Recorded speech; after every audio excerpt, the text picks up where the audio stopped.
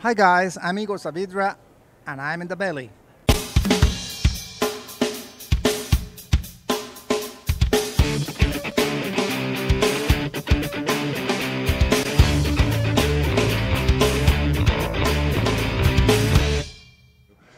First of all, welcome, and thank you for sitting down with us today. I want to talk a little bit about your background, a little bit about yourself, and of course, your bass apprentice. And yeah, it's good stuff. Good stuff. Yeah.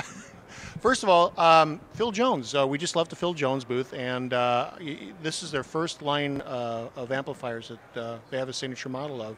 That's very impressive for them and for you. Tell me a little bit about how that came together. Well, first of all, I am really honored to be with this brand because I have always respected them so much. This is a high-end brand. It's like a Bugatti, within the bass context. So the fact that they were really interested on making a signature amp for me was something I couldn't believe and I couldn't resist too. So I formally moved out from my former sponsor. Amazing brand, great people, but this offer, as I say, was something else. So we started the process of developing this signature amp, which has two important things that define it. First, it's probably the first extended range bass amplifier ever made. That extended range bass, because you are not a bass magazine, you know, of course, about music, is from 7 up, 7 strings up. We can call a regular bass till 6 strings. It wasn't back in the time. 6 strings, what was that? 6 string was shocking. It was shocking. I played 6 strings from 1991, so I played 6 strings for many years before. So that's one of the things. And the other thing is the first signature amp of the brand, ever made by the brand. So that's what I feel so honored about. And we worked hard, and there you have, you saw it, and it's really impressive in every technical aspect you might ask me for. I don't want to be too technical with this interview. Perhaps Phil is mostly on that. You mentioned that you're an extended range player, an 8-string in particular. What caused you to gravitate toward an 8-string up from the 6-string you used to play? That's a very good question. Two things mostly. I'm 6'2". Look at my hands; they're very small. Yes, please, let's do it for the camera. Look at that. Look at this. And I'm 6'2". You're 6'2"? Mostly. 6'1". Well, look. Yeah, So yeah. my hands are very small. And people think that when you play an extended range bass which looks so big, it's like, man, you have to have very big hands for that. It's quite the opposite, because the strings are a little closer. And when the strings are a little closer, you can make chords and phrases on vertically and not horizontally. Vertically is closer. As much vertical strings you have, it's easy instead of doing these super extensions. So that's one of the reasons. Second reason is range is tessitura, which is the classical word for this, is range. My bass has 5 octaves, full octaves, from F sharp, 23 hertz, 23.146. I told you I'm an OBC. Oh, it's 5 octaves up. It's a lot. But why not 9? Why not 7? It's not casual. I played 6 strings for like 10 years, 9 years. And then on 1999, I said, well, it's a bass. I guess it has to start when the sound starts, mostly. We can hear from 20 hertz. Okay, where we set the starting point? C sharp, 17 hertz. You won't be listening to the fundamental naturally. You can feel it, but you cannot hear it. So I don't think it's fair. F sharp. If we want to keep the standard tuning of the bass in fourths, F sharp is a string. You can do something in between to start right on the 20 hertz, but it's not keeping the bass. It's a bass, so we keep the same tuning. And why stopping on the F, which is the higher string, and not going beyond? Because that's the last string you can do the winding on. You cannot go to the B flat and do the winding. It's not a wound string. So and that's a big difference, because the texture of a sound of the bass, the sound texture of a bass, has a lot to do with the winding, a lot to do with the scale too. So when you have these super extended range basses, which I love, but the sound of these last strings, which are really the first strings, is like very guitaristic. I love guitar anyway, but they sound like the first three strings of the guitar. And I don't want that on my sound. I want this bass sound, even it's high. How much high? That string. That's the reason. Now you have a very unusual bass, a custom-made bass, I believe, as well. Tell me a little bit about that. Well, this is made by Oscar Prat. I did have former luthiers before. I want to add that the first string I developed was in 1999. So my relation with X-string basses started from 1999, almost exclusively. I mean, I only play X-string bass. That's my bass. So then I had a second luthier, and I'm with Oscar Prat since 2013.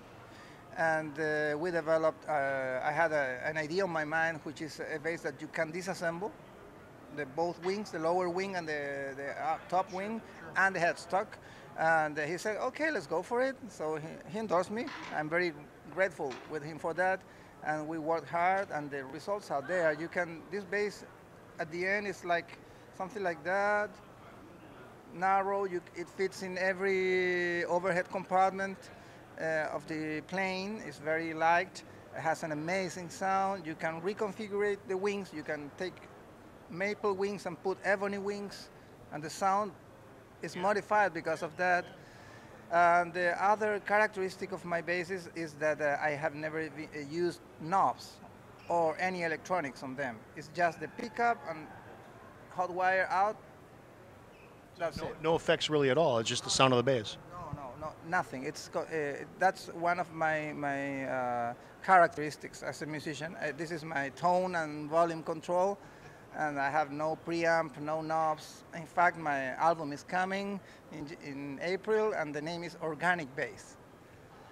One of the reasons is that I don't use anything. I don't use pedals, I don't use effects, I don't do overdubs, and I don't do, this is very important, sound editing. So it's made in DVD, so you can see the mistakes and the good notes too, but they are real. I don't enmascarate anything. Now, before we started this portion of the interview, I asked you about being a jazz player, and you said that you consider yourself more of an overall player, Latin influences and so on. Tell me a little about that. You make good questions, man, because no, it's real. These questions are exactly the questions I want to hear, because, for example, there's a difference between calling yourself a jazz player or saying that you play jazz.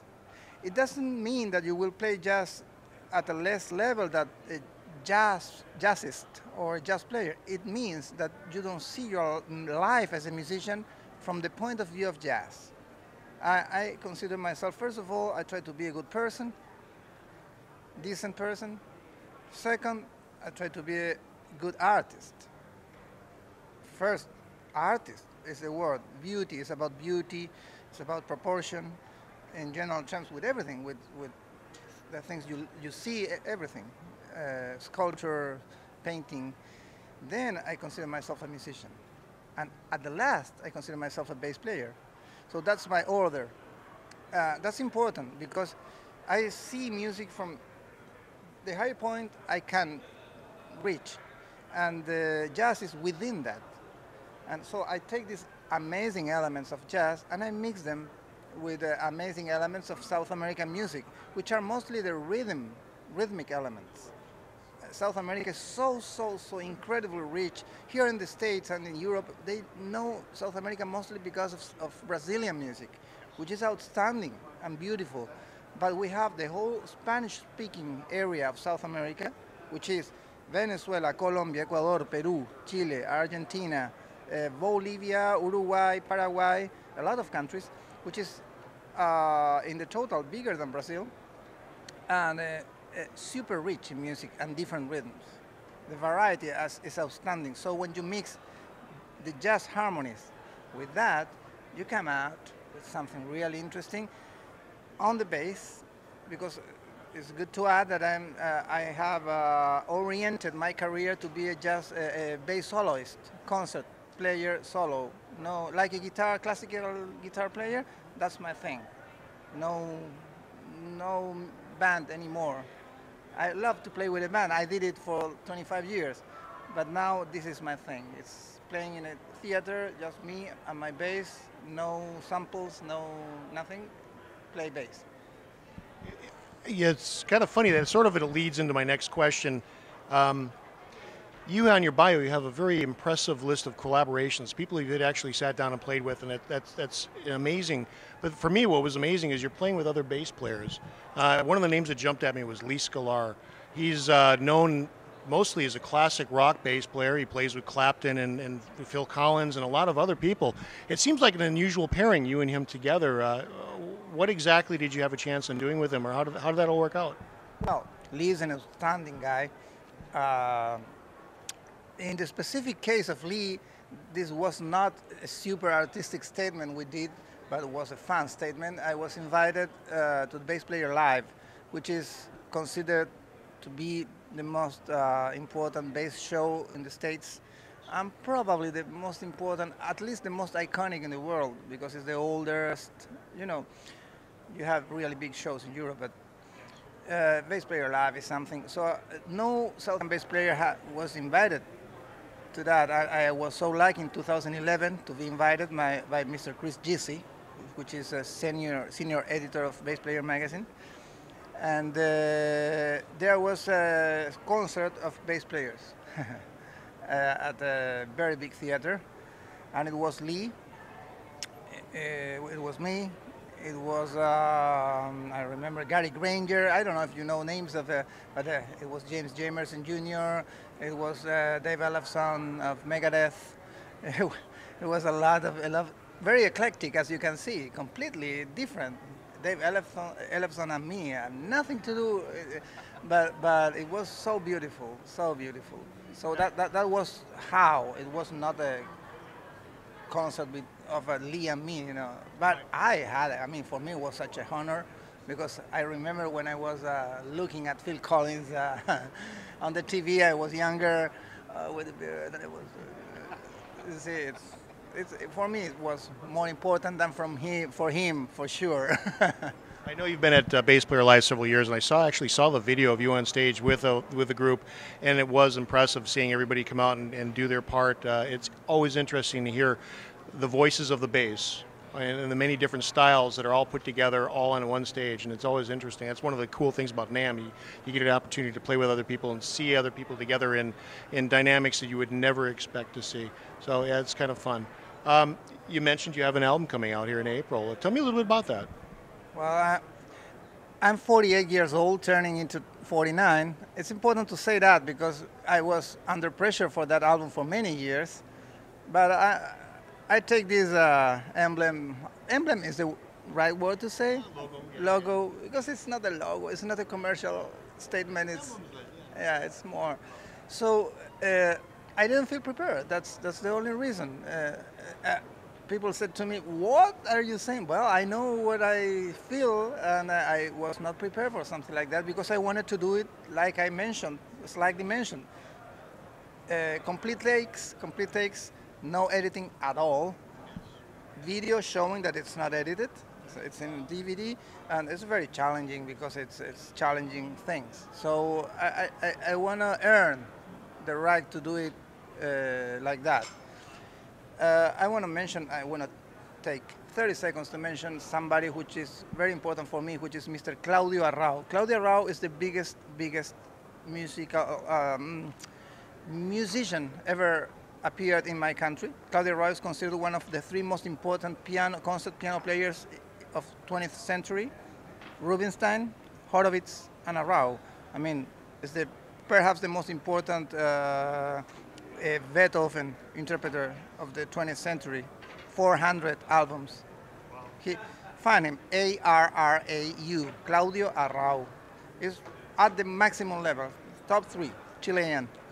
He's the star I look, as I say, oh, the star, he's not a star, he's a classical, serious guy, but I mean he's a referent. So, that being said, he recorded 400 albums. 95% of his production as a recording classical piano artist. Started from 48 years. When he was 48 years, he died at 88 in 1991. So he averaged 10 a year. Huh? Averaging about 10 a year. But I mean, he recorded all the Beethoven concerts and all the piano concerts, the piano concertos, everything, Liszt, Schumann, everything. And he started really. He recorded like 40 albums till he was 48, and the rest, the 360, from 48 to 88. And he passed away on tour in Europe when he was 88. So that was the point for me. I said he knew when recordings already existed. I mean, it was not because of technical reasons. Recorded existed before that period of his musicianship. So that's why I feel that I was going to do it when I was going to be prepared. I've recorded like 40 albums for people, but my own thing, my compositions, my project as an artist, it starts now. I feel it's starting right now. I'm just beginning. I'm a bass apprentice, and that's the starting point. It's my first album. Very cool. Now, I believe you're writing a book, and it's a little bit about your style of playing and everything. You're trying to teach everybody about it. Tell me about that. Yeah, it's actually 3 books. The first is ready. It was published in 2007. It's called Applied Rhythmics for the Electric Bass. It's a very complex book for universities and stuff like that, but it goes from A to Z. Very nice. It's not about rhythms, South American rhythms. No, it's about rhythmic aspect, theoretical music theory. The second is applied techniques for the electric bass, and it's addressing the technique, my right hand technique, which is something that I'm known for because it's different. It's I play with 4 fingers. Most of the bass players do this. I use the 4 fingers, and it's a very complex analysis of the technique. It's called VST, Vectorial Synthesis Technique. It sounds complex, but it's about saving vectors or movements and be very efficient with technique. And I studied PE to be a PE before being a musician. So I understand the biomechanic aspects, and one university in South America did a full study on my technique, comparing my technique to this. This study is going to be included in the book. It compares the efficiency, the mechanical efficiency, and it's way, way superior. That doesn't make you a better musician. It has nothing to do with that. It makes you better than anybody. It's just trying to find the ideal way of moving your hands and your fingers in order to play the easiest way possible. Feel it comfortable, doesn't matter how fast or how complex are the lines, you don't think about that, you are having fun. That's the idea. It's not a competition of speed. Of course you can play very fast if you want, but that's not the intention, and that's not the end. It's enjoying music. So that's the second book. The third is about harmonies and stuff. It's coming in like 5 more years. I take time for that. Long time to cycle. Well, that's all the questions I have for today. Is there anything else I missed? Something else you want to talk about? While NAMM, you mean, or in general terms, overall?